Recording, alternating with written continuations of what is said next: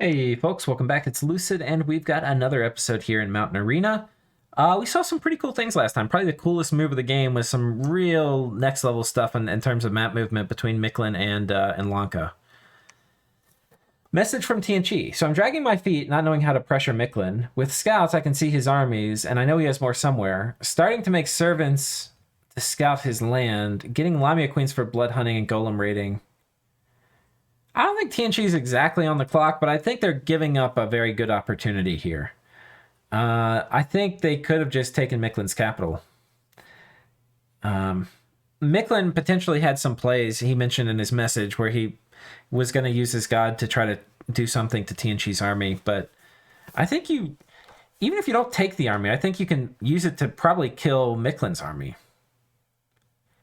I mean, even if you don't take Mictlan's capital, you can still use your army to kill. Just by pressuring the cap, you can force Mictlan into a desperate situation where he might throw away his army. When I ramp up without blood fecundity. Okay. So he's got an eye for a growth throne. I see Yomi has been raiding lots of land. Hope he kills some real armies soon. Ha! That's funny. That's very funny. Little does he know. A message from Mictlan. I can't believe TNG ran away with their Doom stack. I guess I spooked them with my magic phase shenanigans, or he forgot to bring enough gems to handle my accidental gem bait. But strategically, the extra turn is huge for me. I now have time for my pretender to forge all the key construction 6 gear I need. I'm starting to feel optimistic that I can fight his Doom stack.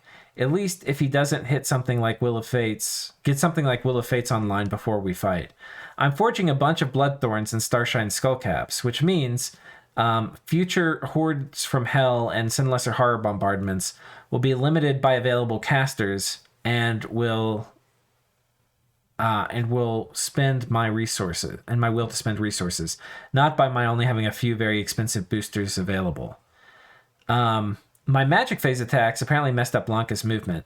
I'll admit, I didn't understand the mechanic and thought I'd ambush any forces leaving that fort, not prevent their movement. Oh, so he didn't fully understand how that worked either.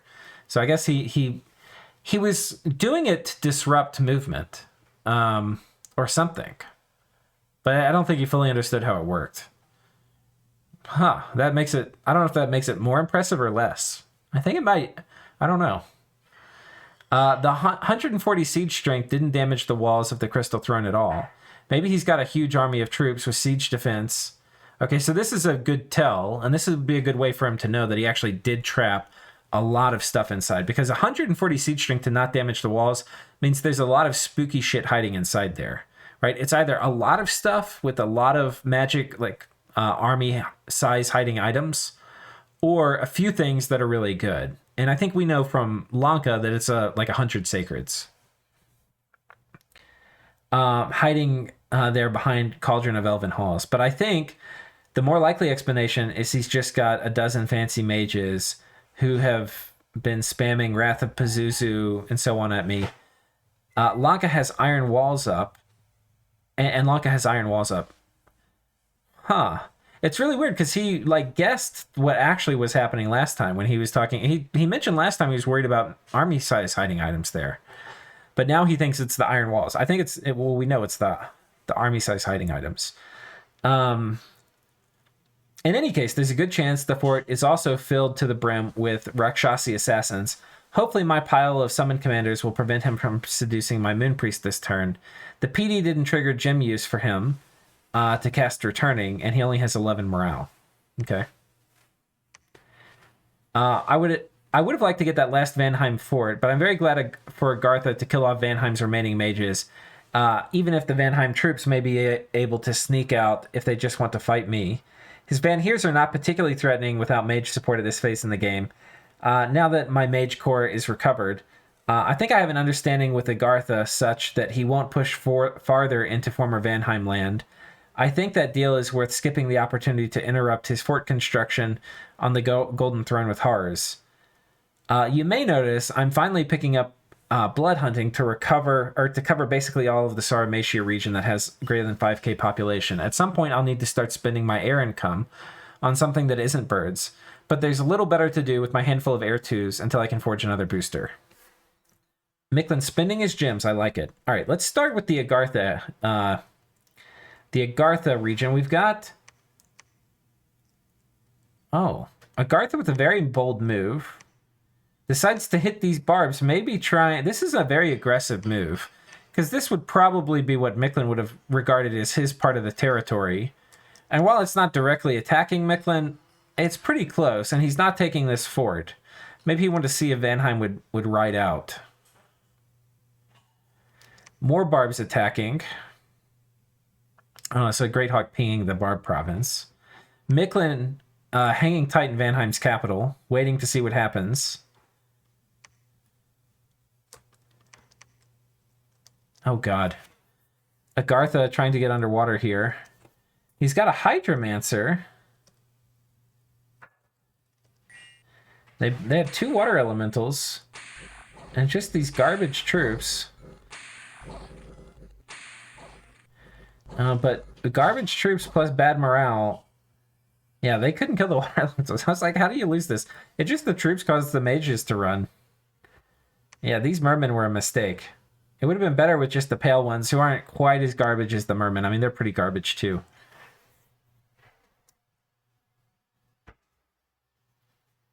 Yeah, I don't know. I get the idea. Like, the water elementals are much more spooky with just a little bit of chaff support so they don't get focused down. But, yeah, it didn't work out here. Which is unfortunate. There's a nice little earth income that they would have enjoyed, I'm sure. Yomi has moved on top of the on Niflheim's capital and taking the last of the Niflheim lands. This was only like 3 turns to get all of this, or maybe 4. So they're pretty happy, I'm sure, with their attrition-free spoils. Tianchi doing some flying raiding now. He's got a vampire leading these Demon of the Heavenly Fires. And they're not going to be blessed, but they're probably not going to need to be blessed for its normal PD.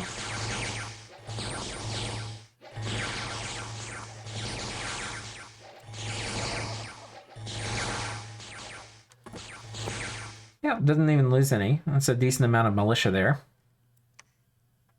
Hits this with the Master of the Way and Celestial Hounds. Now, these guys are potentially very good PD raiders. They're kind of slow to amass. I think it's Body Ethereal on one of them, and the rest are blessed. And you can see they make, with this number of attacks and a pretty solid stat bless, 7 attack skill, they kill these guys really fast.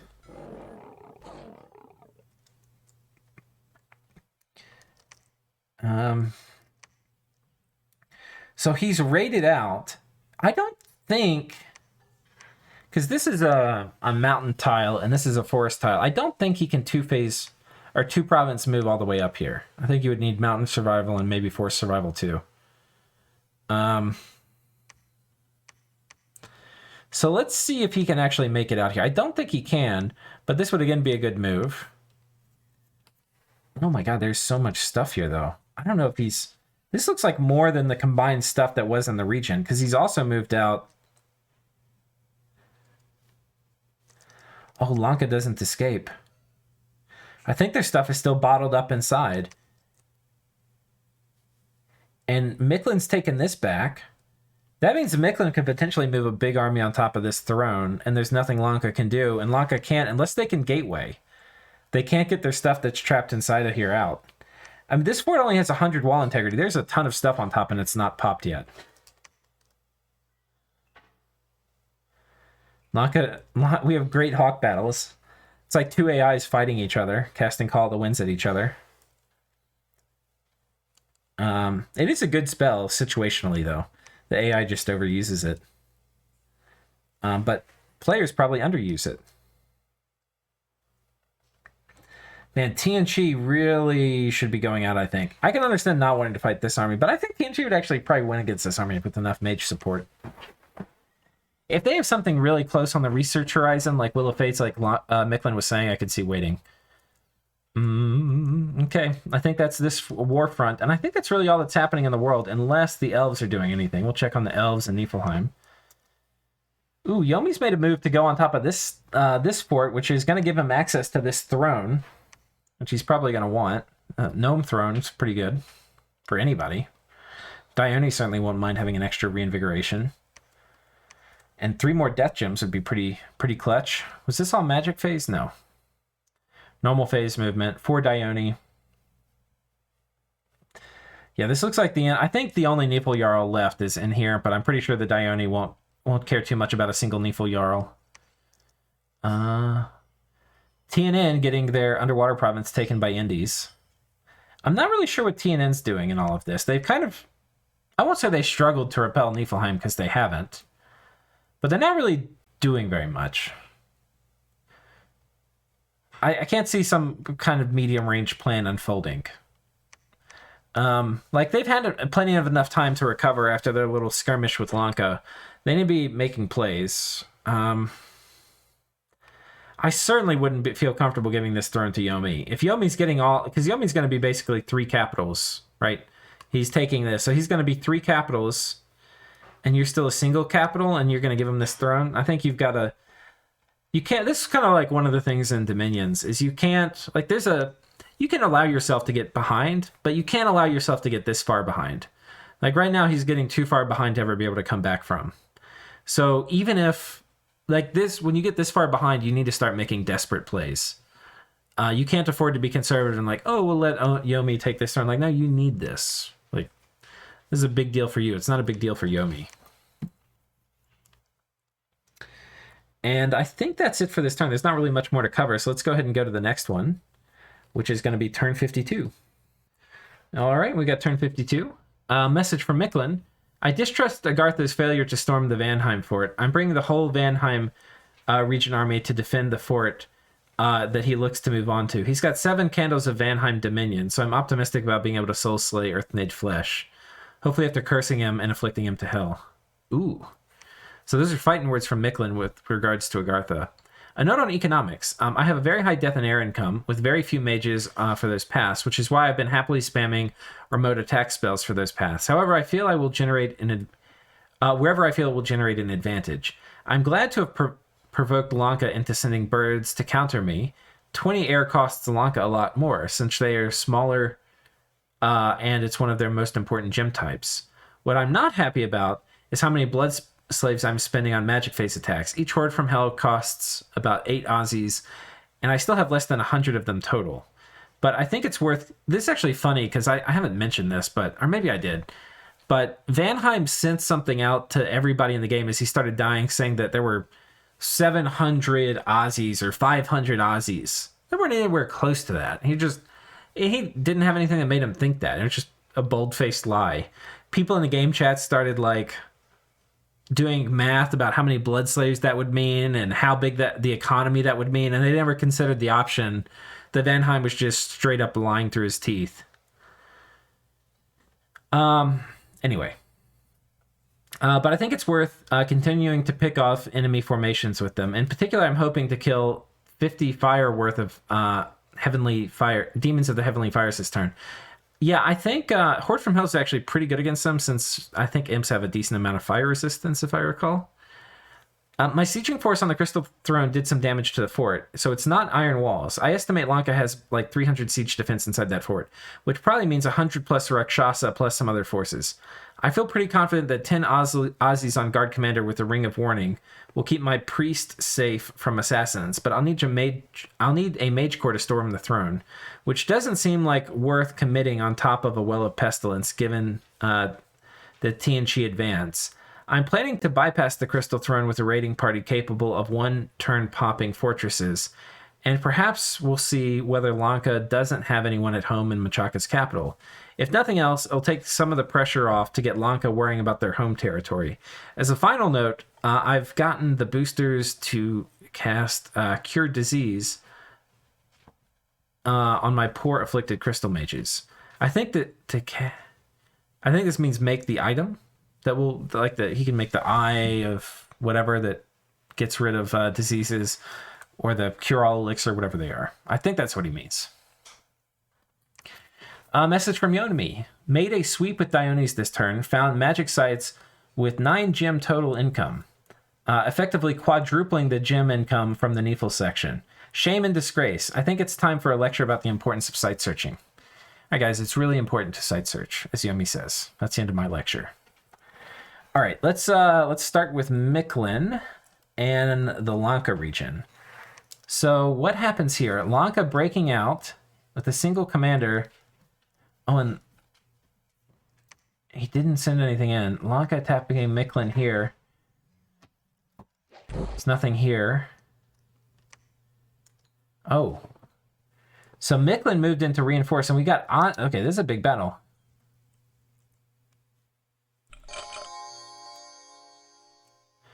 I think this is like 20 Aussies. So this was Mictlan's play, what he was just talking about in his message. To start, this was an army of his that was going to be capable of popping forts, and it was going to be capable of kind of, or what he was hoping to achieve with it was taking a lot of the pressure off of him. Like, even if he didn't get some forts, he was just going to be putting pressure on Lanka. The problem is that Lanka's stuff is so goddamn killy. Look at this.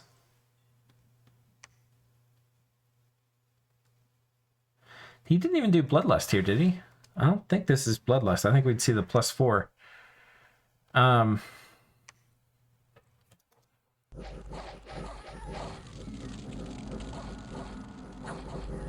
Yeah. This kind of also just goes... I mean, look at these Aussies getting torn apart by Rakshasa. Are they running? No, they're running back to attack these Aussies, which have gotten in the backlines with some devils. Smite Demon coming down? I don't know if I've ever seen that sprite before. It's a kind of cool little star sprite. And so this actually is really illustrative of, because we've already seen Lanka kind of get put down by Mictlan before, but here you can see they just tore him apart. And I think the main difference here, one is Lanka, Mictlan didn't have like his whole mage corps, which he had before and used to great advantage. This was more of like, as Mictlan said, a raiding contingent, though it was using like a third of his Aussies. What we saw here was just the value. It's like some synergy between Lanka's Bless and his Sacreds and Chaff. Like if you watch my Lanka playthrough, I have a much more defensive-oriented Bless. But this Lanka has like a quickness magic weapons Bless, which is much more offensively oriented. And that combines really well with Chaff. Because like, especially when you outnumber the enemy, which is not super hard to do with Lanka, you can really take advantage of the fact that while his stuff is pounding on your Chaff, which you don't care about, your super killy things are like murdering all of his stuff. So this went super well. He lost 15 Ensuras, and how many of the Rakshasas? He lost 12. So he lost about 30 Sacreds to kill 50 of Mictlan's Sacreds. So I think that's a really good deal. And I'm pretty sure Rakshasas are significantly cheaper than Aussies.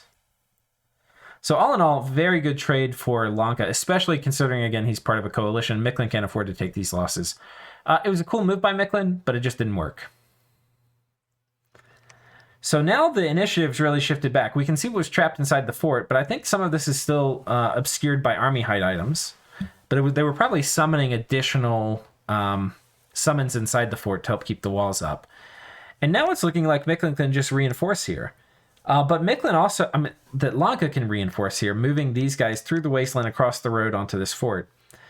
The trick here, of course, though, is that Mictlan can probably 2-province move if he is not worried about losing this province, like maybe PD dumps it or magic phases some dude in there. He can probably move in to knock this down. The risk, of course, is that Tianchi would go on the offensive, but Tianchi is sat inside their fort, which I think is very questionable, because like Lanka was stretched very thin, and Lanka's starting to get his feet back from underneath him. And speaking of which, this I think was a magic phase attack. And it's 2 Hordes from Hell's castings and a Moon Mage to cast Bloodlust, because imps with Bloodlust are way better than imps without Bloodlust.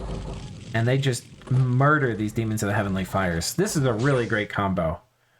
This is definitely, like, there's, like, one of the things I like to do when I'm, like, playing a nation is I have, like, a little I'll write down like a bunch of little mini strategies you can use.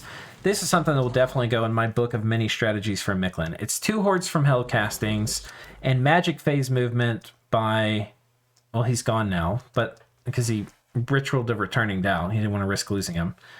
But magic phase movement by a Moon Priest. And it's because these imps kind of suck, but because they only have 9 damage, but it's number 2 attacks, right? But 9 going to, what, 13 makes a huge difference. Like, look at this. They were 9 damage before, and now they're 13.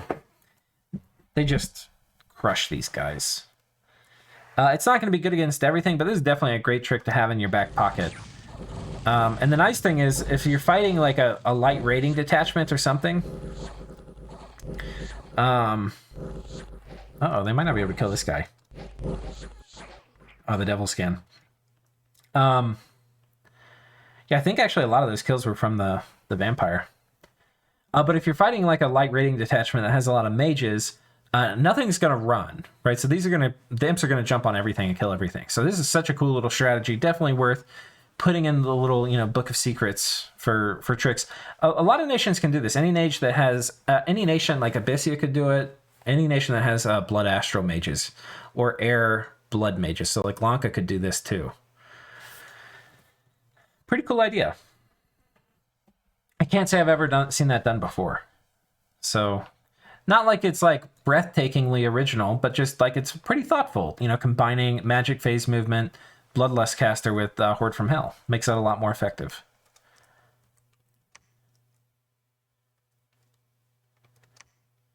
Oh no, Mist-Covered Highlands coming in.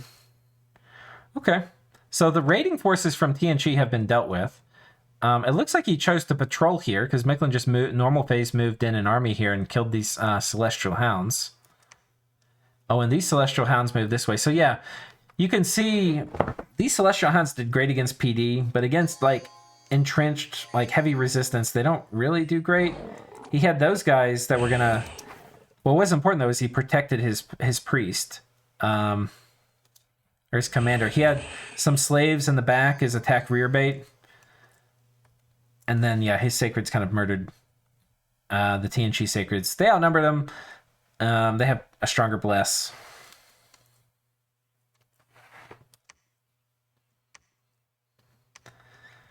Okay. And let's take a look at what Agartha did over here. So Mictlan's moved a lot of stuff over this way, and Agartha stayed still, which is a very strange move. You would have expected Agartha to come back this way, or to push forward and maybe really pick a fight with Mictlan. So it doesn't seem they have a non-aggression pact. It just seems they had an understanding. But now we can see everything that that Vanheim has, or yeah, and it's all here ready to go, ready to fight. So now what is Agartha going to do? Are they going to come back on top of this fort, fight Vanheim? They're going to talk to Vanheim, ask Vanheim to go try to take back his capital? Who knows? I have no idea. But I believe... Let's take a look at Niflheim. Was it Niflheim somewhere over here? And where's the elves?